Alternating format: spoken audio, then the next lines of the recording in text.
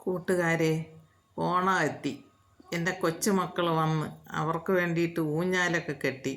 അവർ ഊഞ്ഞാൽ കെട്ടിയപ്പോൾ അവർക്ക് ഭയങ്കര സന്തോഷമായി. അവർ ഊഞ്ഞാലിലാടണതാണ്. അവർ മക്കൾ നേരത്തെ പറഞ്ഞിട്ട് അവർ വന്ന ഉടനെ ഊഞ്ഞാൽ കെട്ടണമെന്ന്. അങ്ങനെ ഊഞ്ഞാൽ ആണ് ഇന്ന് വിളവ് പറിക്കാൻ പോണതിന് മുമ്പേ അവർ ഊഞ്ഞാലിലാടണേം കണ്ടിട്ടാണ് ഞാൻ ബാക്കിയുള്ള ഐറ്റങ്ങൾ പറിക്കാനായിട്ട് ഇറങ്ങിയത്.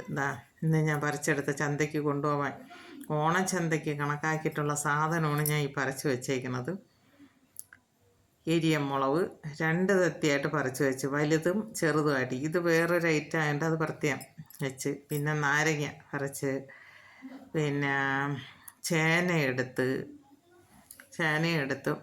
നാരങ്ങയും കുറച്ച് വെണ്ടയ്ക്ക കുറച്ചേ ഉള്ളൂ, അത് കൊടുക്കാനായിട്ടില്ല, അതെൻ്റെ ആവശ്യത്തിന് അപ്പോൾ പറിച്ചെടുത്തത്. പിന്നെ ഒരു രസതളിക്കൊലയും കിട്ടി. ഇത്രയാണ് കൊടുക്കാൻ വേണ്ടിയിട്ട് ഇന്ന് ഞാൻ പറിച്ചത്. ഇത് കൊണ്ട് എനിക്കിന്ന് മാർക്കറ്റിൽ പോകണം.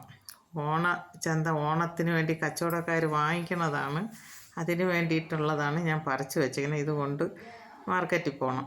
അങ്ങനെ ഞാൻ എൻ്റെ സാധനങ്ങളെല്ലാം കൊണ്ട് അന്താരാഷ്ട്ര മാർക്കറ്റിലാണ് പോയിരിക്കുന്നത്. അപ്പോൾ അവിടെ എല്ലാ കർഷകരും കൊണ്ടുവച്ചേക്കുന്ന സാധനമാണ് ഈ കാണുന്നതെല്ലാം. എല്ലാ ഐറ്റങ്ങളും ഉണ്ട്. ഓരോ കർഷകരും എല്ലാം നട്ടുപിടിച്ച പടവലവും വെള്ളരി, ചേന, ചേമ്പ്, എല്ലാ ഐറ്റങ്ങളും, കരിക്ക് വരെ ഉണ്ട്.